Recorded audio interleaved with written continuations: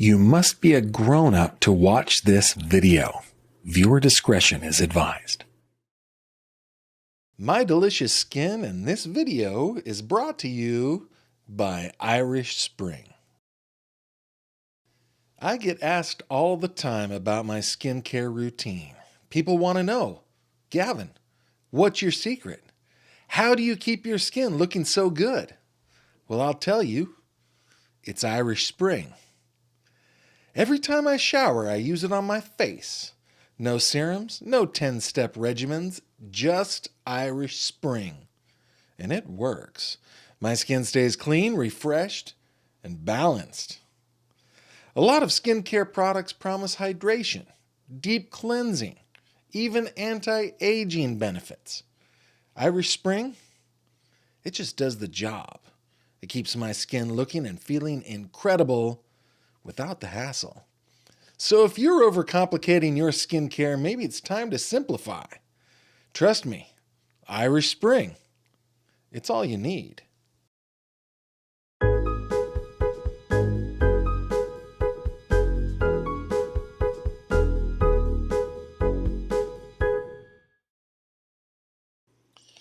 Well, hello there, my friend. Welcome back to the channel. My name is Gavin. So glad you are here on this channel where we like to cut through the fluff, the sensationalism of true crime. We like to get into the nitty-gritty, and today we are going to do that. We are going to be talking tangentially, I think is the best way to put it, about the case of Madeline Soto. Maddie was a 13-year-old girl from Kissimmee, Florida. She had just turned 13. She just had her birthday party when on February 26th, she didn't show up for school. Now, her mom's on-again, off-again boyfriend, Mr. Stephen Stearns, he said that he drove her there, that he dropped her off a little ways away because she didn't want to be seen in his car. But police were able to bust through that story pretty darn quickly.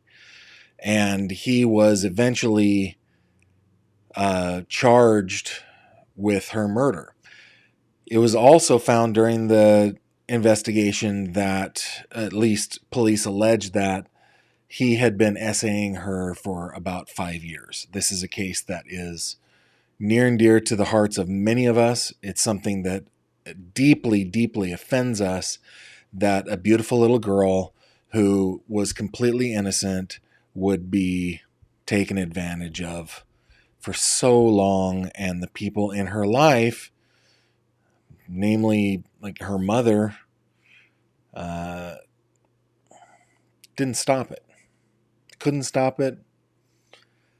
Didn't know about it. I don't really believe that last one, but possible, I guess. So the reason I say we're going to be talking about this tangentially is because some information was released over the last couple of days about the arrest of the Orange County sheriff, a guy named Marcos Lopez. We're going to be getting into Mr. Lopez here in just a bit, but the question on everybody's mind, at least in my community, my little circle of people, is how is this going to affect the prosecution of Stephen Stearns and the quest for justice for Madeline Soto? And so I want to get into that a little bit. You know what I didn't do is I didn't prepare the articles that I grabbed all the information from. What I did is I've created a presentation to kind of go through everything, and I believe that I've got everything right, at least as it's reported in the media. Now, I do have one document that we're going to go over. This is it. I think they called it. It's the information that was filed against Mr. Lopez and his co-defendants. So we're going to be able to get into some of this. However, the arrest warrant is sealed, and I've seen it reported that it's 155 pages. I've seen it reported that it's 255 pages. I went to the court records and looked at Lake County, and sure enough, it's listed in there in the document, but it is sealed. You can't get it. When we get that, we'll be able to know more. But for now, we're doing this based on reporting in the area. Okay, so join me over here on Keynote, will you? And let's get into this, okay? First off, Sheriff Lopez, he was elected in November of 2000. He served as the sheriff from 2021, January of 2021, until just recently. He was the first Hispanic sheriff in Florida history. I'm sure that people were like really proud of him for kind of breaking that barrier. 56 years old. Okay. Now, I'm doing this. I prepared this from the perspective of what has the sheriff done that might impact the prosecution of Stephen Stearns. So we're going to go over some of the things that happened that occurred under this particular sheriff's watch. Okay, let's go back to the famed Instagram photo incident. Right, this was March 2nd, 2024.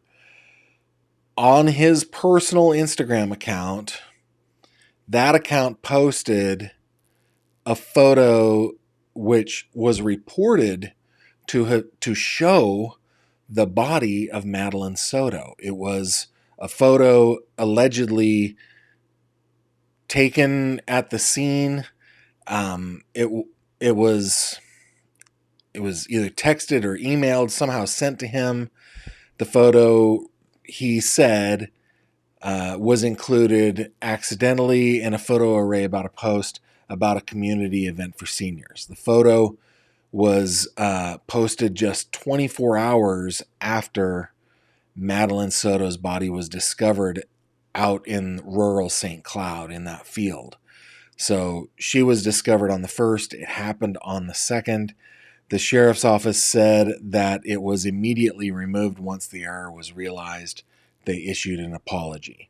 Now, I know that some of you have seen that photo or even screen grabbed the photo. And it's been offered to be sent to me. I am uninterested in having that, but the fact that people have it means that it was up long enough for people to have noticed and screen grabbed it. So, big mistake. Huge mistake, right? Now remember, sheriffs are elected officials, but they still need to know the law, right? Still got to be able to do that. All right. So, of course, there were consequences to this. There was a public outcry, right? So the incident caused public concern. It caused disturbance. It led the office to issue an apology. The Florida Department of Law Enforcement launched an investigation into exactly how it was possible that the photo was published onto Instagram. The sheriff was cited. He received a non-criminal citation. He was fined $500 for having posted this. The state attorney's office said there wasn't enough evidence to show that it was done willfully, that it was done knowingly, and so he was given a non-criminal citation, and he reached a plea deal. He agreed to pay a $250 fine, not a $500 fine. So whoop-de-doo. He paid $250 for that huge mistake. I'm not saying whoop-de-doo about the mistake. It was big. I'm saying whoop-de-doo about, oh, you poor guy had to pay $250. It probably came out of your office's budget. But of course, the internal investigation showed a couple of things. There were some questions that were raised about how Sheriff Lopez reacted to this, what should we call it? To this mistake, let's say. Okay? So specifically in a radio interview, Lopez said it wasn't actually the body which conflicted with his sworn statements under oath that it was an accidental posting of Soto's body. So the state attorney formally requested an internal investigation by the Osceola County Sheriff's Office into Lopez's statements. Of course, it's the sheriff's office investigating the sheriff. That's not going to go very far, but it did lead to a Brady notification system consideration. State attorney's office stated that once the internal investigation is complete, they would determine if the incident warrants including Sheriff Lopez in the Brady notification system, which basically it's a disqualifier for somebody to be a reliable witness. That's really what it boils down to. It's law enforcement officers accused of misconduct. Of course, if they go and testify in court, then what happens? The defense goes up there and says, "Hey, you're kind of a scoundrel, and here's why." Right? That's basically why it is. So, Sheriff Lopez publicly accepted responsibility for the incident, stated that he made a mistake and took full responsibility. I hate it when politicians say, "I take full responsibility." He stated that he welcomed the internal investigation. So, in December of last year, sure enough, the Orange Osceola County State Attorney, Andrew Bain, in that 9th district, added Sheriff Lopez to the Brady identification system, also known as the Brady list. As I said before, it's a system that flags law enforcement officers whose credibility is called into question, right? Who may be impeached when they're giving sworn testimony in court. You do not want to be on the Brady list. You just don't ever want to be there if you're going to be testifying in court. So the reason that he was included on that list was the conflicting statements. He said that the photo was posted by mistake. It wasn't actually the body. Then he said that it was the body. So he contradicted himself. What that means is he lied at least once, and that's where the credibility comes into play, right? If you're going to lie about something, you'll lie about anything, goes the idea. Okay, so Bain found the discrepancy is a problem. He stated that Lopez's statements to the media appeared to downplay the incident and shift blame. So he included him on that list. Of course, Sheriff Lopez didn't take that lying down. He said he disagreed with his decision to put his name on the list. He said that decision had no merit. He said that he thought that the decision was a political gimmick. Again, Andrew Bain is also a politician, so maybe they just didn't get along. Either way, I mean, it didn't bode well for him. So Lopez initiated a request to be removed from the Brady list, citing that he paid the civil fine, he publicly apologized, and he's done everything in his power to prevent similar conduct. Foreshadowing, he did not do everything in his power to prevent criminal conduct. Oh my goodness, right? We're going to get to it. All right, so what are the implications for the Stephen Stearns trial? Well, he's listed as a witness in the case against Stephen Stearns. I went through the witness list on the murder trial. He's definitely on the witness list. So that means that if he were to have to testify in the case against Stephen Stearns, that would bring a whole lot of credibility issues into it. Now, of course, now he is under arrest for a huge criminal scandal, so I doubt the prosecution would ever call him anyway. But it also casts this shadow of poor credibility and maybe criminal misconduct within the rest of the department. And so what does the prosecution do then? I mean, the Osceola County Sheriff's Office investigated a lot of this case. When you go through all of the reports and everything that we've gotten from the state's attorney's office, a lot of that comes out of the sheriff's office. Okay, now we're getting past this whole Brady List thing.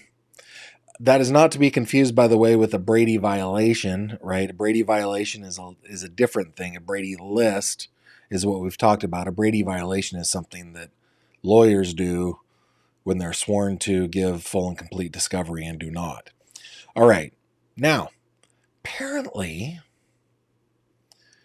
there was a criminal enterprise happening there in Central Florida that was being investigated by Homeland Security, the Florida Department of Law Enforcement, and it began in 2023. Now remember, he had been sheriff since 2021.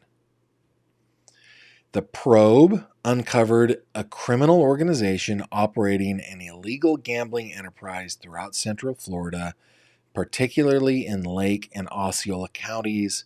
They allege that this illegal gambling enterprise generated over $21 million in revenue. And the sheriff's at the center of it. Okay, so this is his role, as I understand it, this is his alleged role, as I understand it, as it has been reported in the media.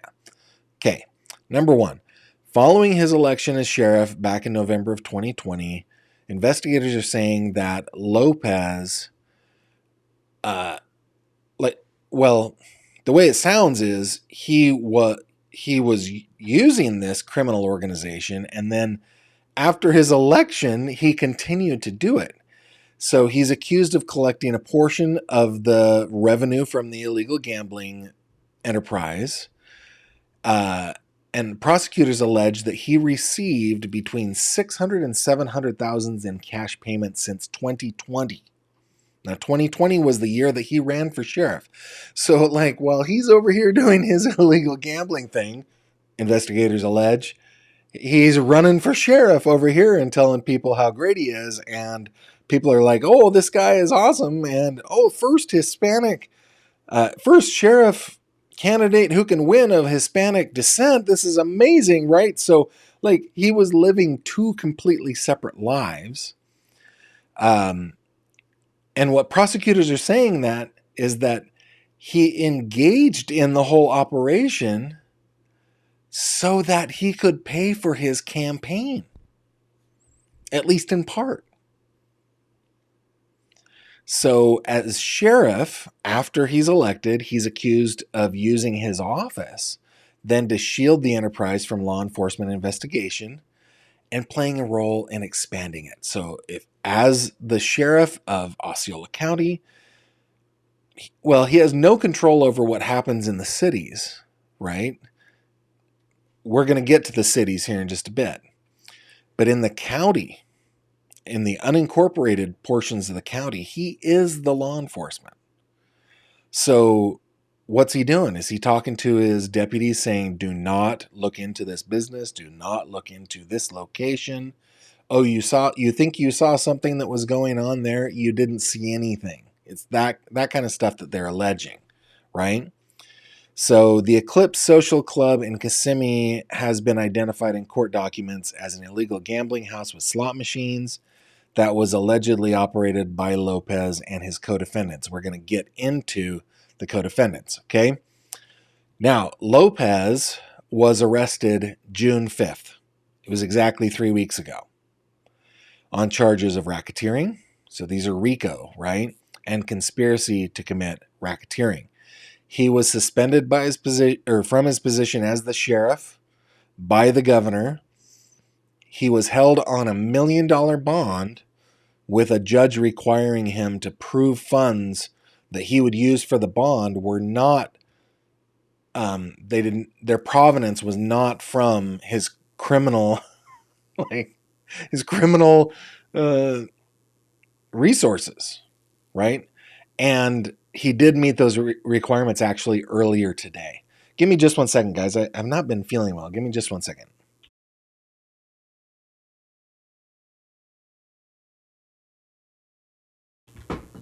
I don't know if you guys noticed in the live stream last night, but I was constantly putting these throat lozenges in my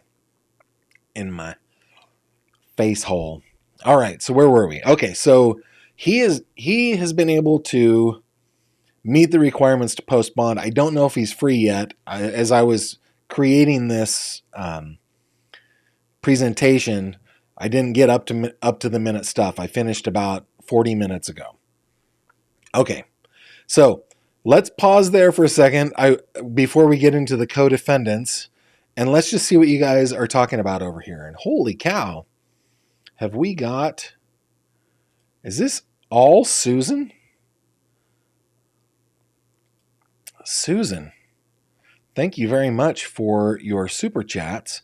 Susan says, I'll be interested to see the reasoning for the joint motion to continue filed in the Stearns SA trial. The fact that the prosecution is joined in this does not give me a confident vibe. And what Susan is saying is true. There is a joint motion. We haven't been able to get it yet. It's been filed. But yeah, the prosecution and the defense filed a motion asking to continue, which I don't know that it's all that surprising that they want to continue, but they do. Holy cow, Susan, thank you so much for the super chats today. I deeply appreciate that. All right, let's see what else you guys are saying over here.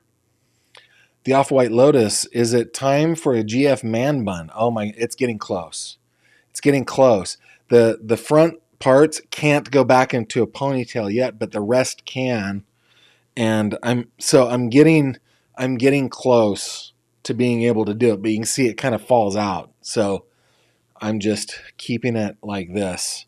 And for those of you who are like not following along, my dad has been battling cancer for the last few years. And as a family, all of us kids, we all shaved our heads in solidarity with him when he lost his hair in chemotherapy. As his hair started to grow out, I started to grow out my hair, and I thought it'd be cool to go full circle and grow it out so that I can donate it. So I normally don't look like this. It's summer. There's a heat wave in the Northeast. I just don't like it. It's just really, really hot, but that's why I'm doing that. It might be possible.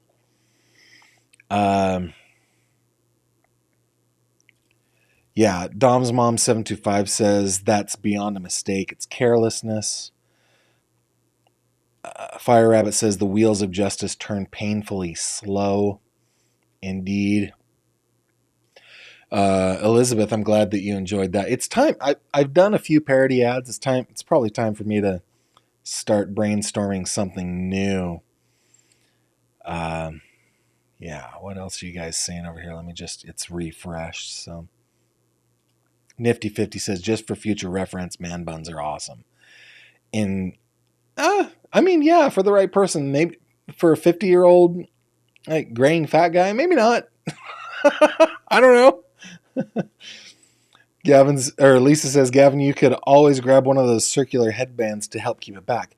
My daughter, our daughter, it's not my daughter, our daughter, who is young, every once in a while I will go into the kids' bathroom and I will grab one of them and I'll put it on my head to keep things back. Either that or I'll just put my glasses up. And that tends to keep it off my face, but oh my goodness.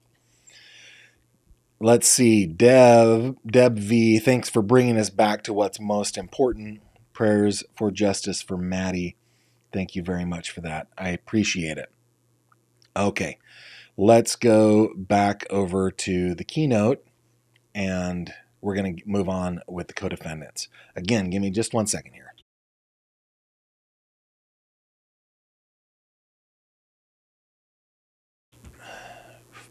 Okay.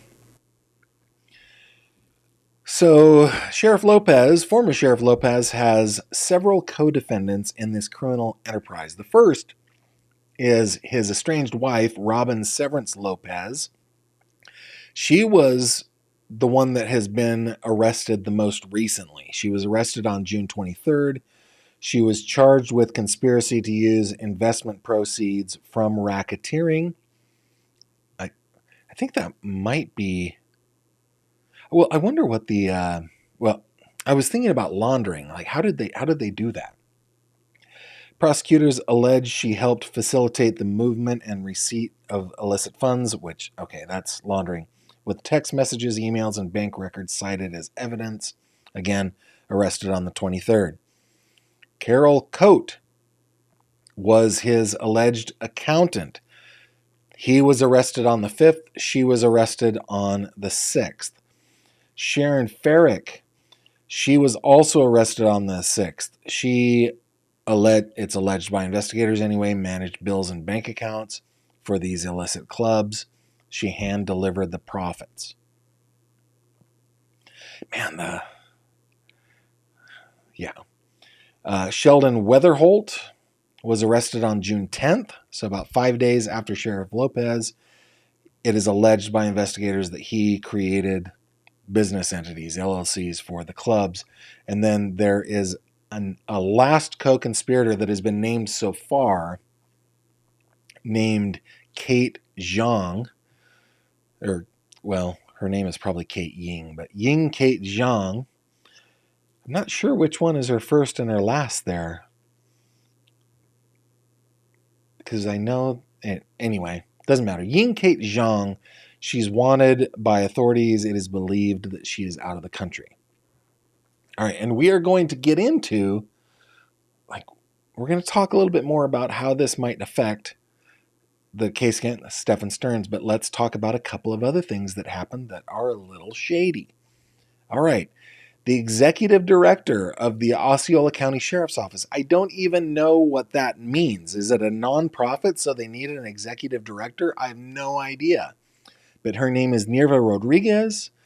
She was fired by the Osceola County Sheriff's Office the same day that Sheriff Lopez was arrested. She is the one who, if you'll remember, full on took a selfie with Stefan Stearns being arrested or being transported or whatever it was. And she took a selfie with Stefan Stearns. Not cool, man. Not cool at all. And so she was fired on the 5th.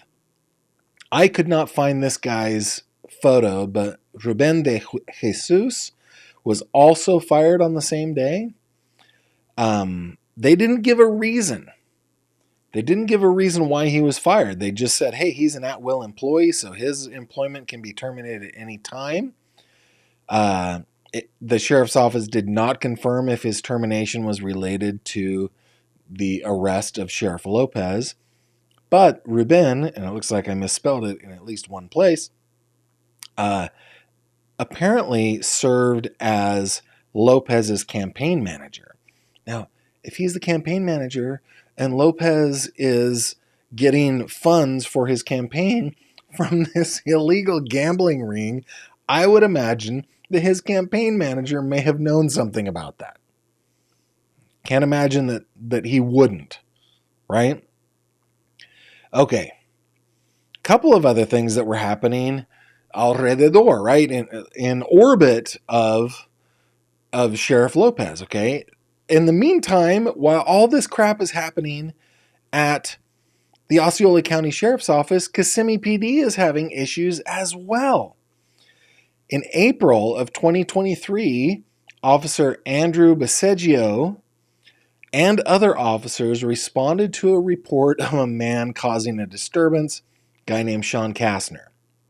During the arrest, body cam footage showed Baseggio entering Mr. Kastner's home, or entering the home where he was without a warrant, hitting Mr. Kastner in the face with his knee, and using a taser 7 times. 7 times. So, yeah, he sustained injuries. There was a grand jury investigation into the credibility of the former chief of the Kissimmee PD, Betty Holland. She was accused of compromising the criminal investigation of, what's his name, Baseggio. I've misspelled it in one of two different places at least. She was like, she was disclosing details of the investigation to the person being investigated. And she, of course, had significant involvement in the investigation into Maddie's murder and SA. She, under her watch, or I guess after, 3 KPD employees were fired, 5 were disciplined just this month. Okay, so let's talk about what the potential impact of the sheriff's office has on Maddie's case. We'll talk a little bit about the potential impact that KPD's weirdness has on the case. Let me just see if there are a couple of other. I'm going to go to your comments here real quick, okay? I noticed that a couple of super chats came in, and I don't want to miss them because they disappear. All right, first, I could totally rock a man bun. Okay. Jess says, keep up the great work, Mr. Fish. Please. Mr. Fish is my father. Please call me Gavin. Thank you very much for that. Cooler by the Lake says, so now it looks like the Stearns trial may be delayed. Yeah, I mean, there's been no order come down on it, but there has been a motion on both sides saying we want it continued. And honestly, I think that would have happened anyway. I think that, I just don't feel well. Now I need to sneeze. And I'm done.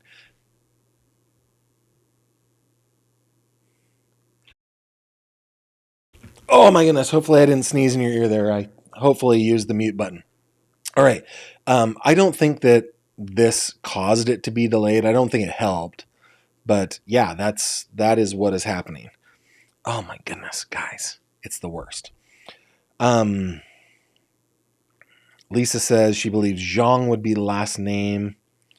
Patty says this is big news. Yeah, it really is. Lisa says, why the heck would she do that? Who wants a selfie with Stefan Stearns? Right? Let's bring up Maddie's picture here. Who would want a selfie with Stefan Stearns? I think that she just wanted to show, hey, look how cool I am. We got this creep off the streets. It's weird. One Man's Trash, thank you very much for that. I appreciate that. Pernille, thank you very much for the super sticker. That's awesome.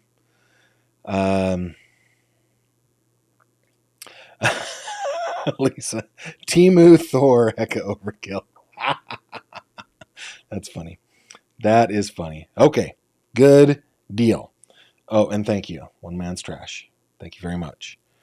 Okay, getting back over here.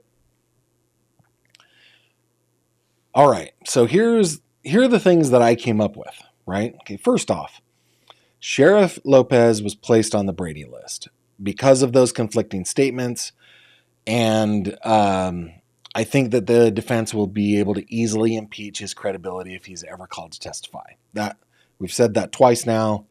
I think that it's a major issue. Okay. Public perception in the jury pool. So while the direct evidentiary impact of the photo release was deemed minimal, like very few people saw it, the repeated controversies surrounding Lopez, including the gambling enterprise, that is going to create a negative perception of him and his office. This could make it harder to seat a jury.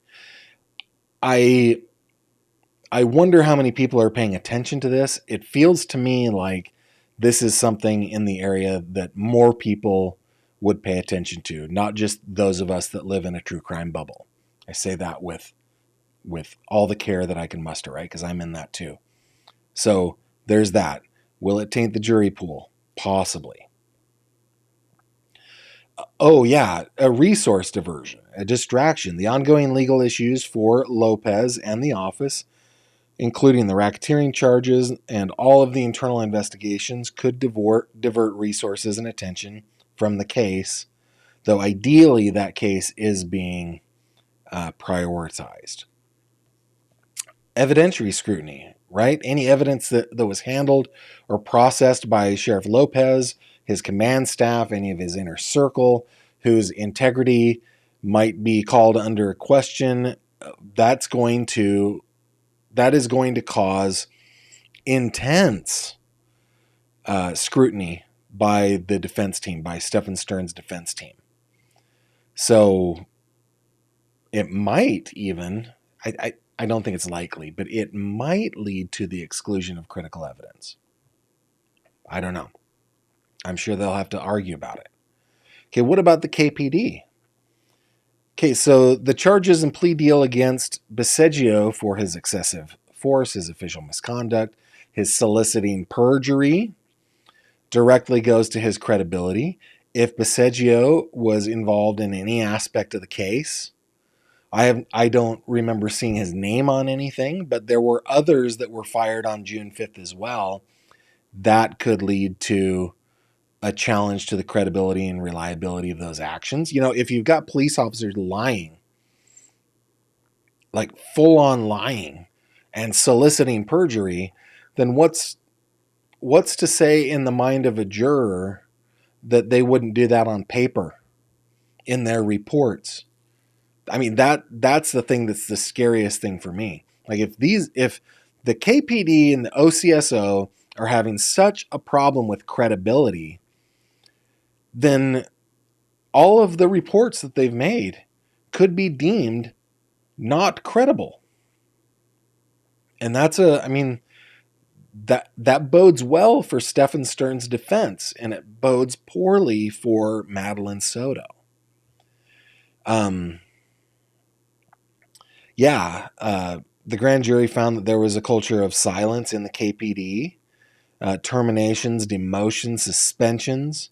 Again, anything that can be brought up about the untruthfulness of the department, I think, is going to be bad for Maddie.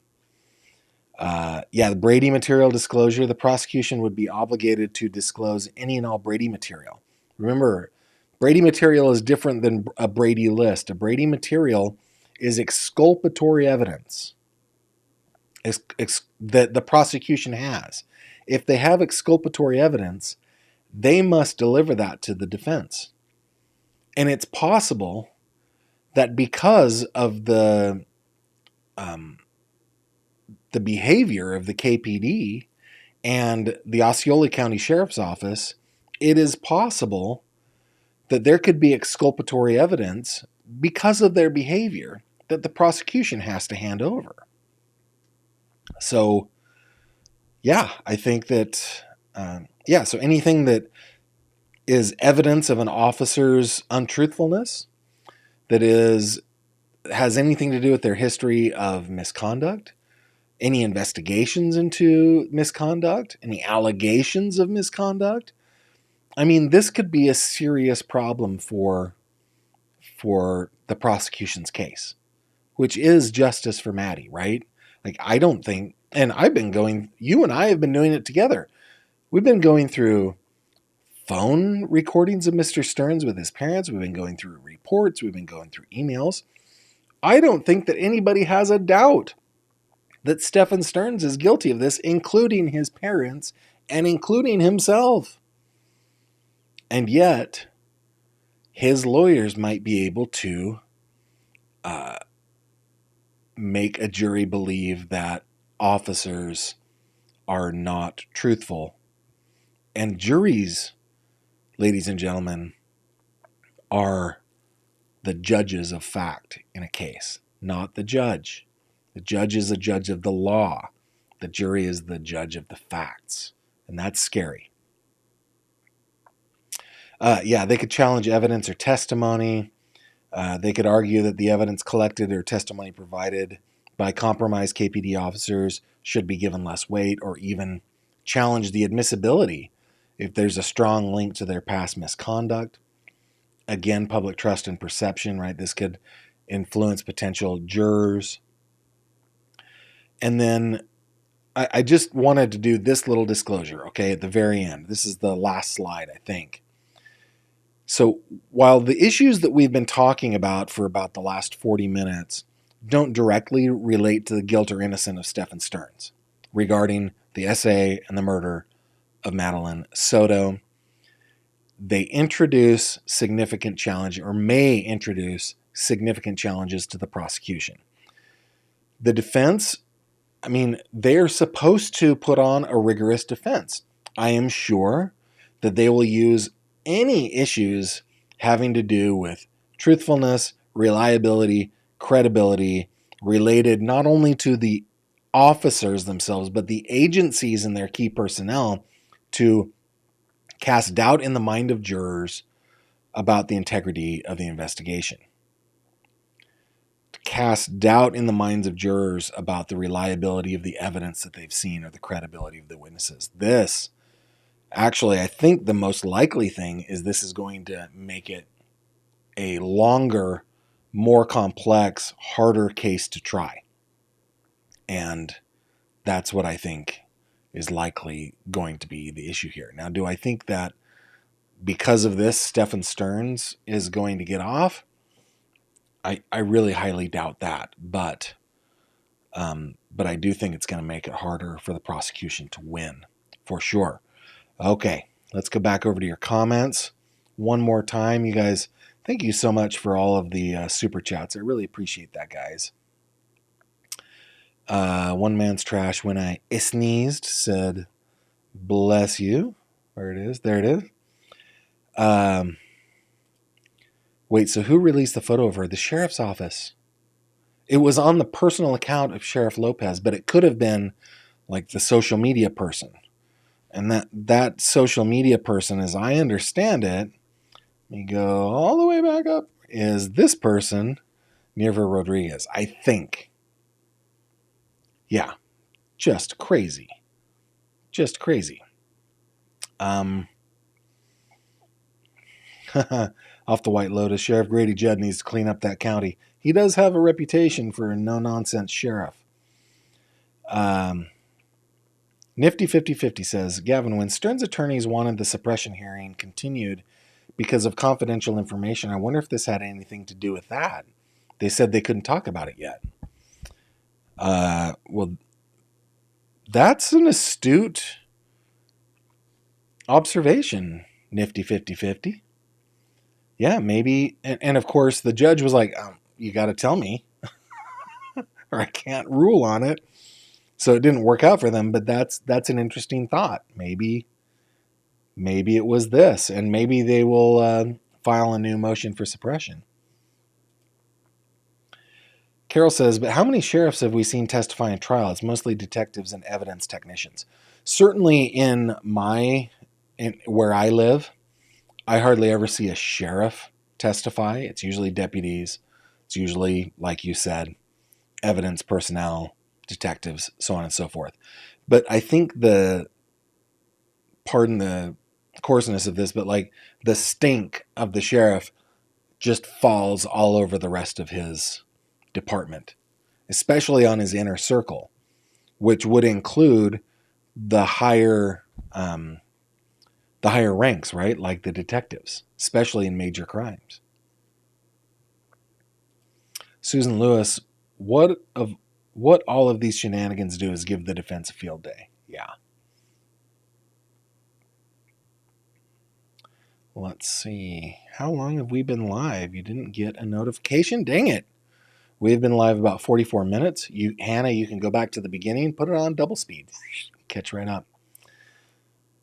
And I think that is it. Man, you guys have taken care of me quite a bit today. I deeply appreciate it. I'm glad that we're able to talk about Maddie again. It does seem like it's been a long time since this case has been on our radar. There are a couple things that are happening in other cases. Travis Decker, for example, there's been some movement on that, so we're going to probably be covering that tomorrow at 7:30 p.m. Eastern. Goodness, my my whole thing is just gross. My whole nasal cavity is disgusting. I apologize for that. So tomorrow we're probably going to be moving back over to Travis Decker to talk about that case a little bit. I do want to bring you guys to the attention of my website, gavinfish.com. Jacob Charles wrote a terrific article about the teen that was stabbed at a track meet in San Francisco. So, if you like true crime news, I encourage you to go see that, to go read that. Just go to crimecod.com or go to my website and click on the article there. It's a terrific article. You might also notice that Autumn hasn't been here tonight. Autumn is our lead moderator. She's dealing with some personal issues right now. But you know what? Autumn is a volunteer, just like everybody who works on my channel. If you think that Autumn deserves it, please go buy Autumn a coffee by clicking on the Support Me tab. And then lastly, if you're on Facebook, you can find us in the Fish Tank. We're over 4,700 people in there talking about true crime. Come on in and join us. The water is fine. With that, guys, I will bid you adieu until tomorrow. Thank you so much for being here, and I will see you tomorrow. Take care. Thank you very much for watching this video. If you liked what you saw, please consider subscribing. And if you have any questions or comments, please leave them below.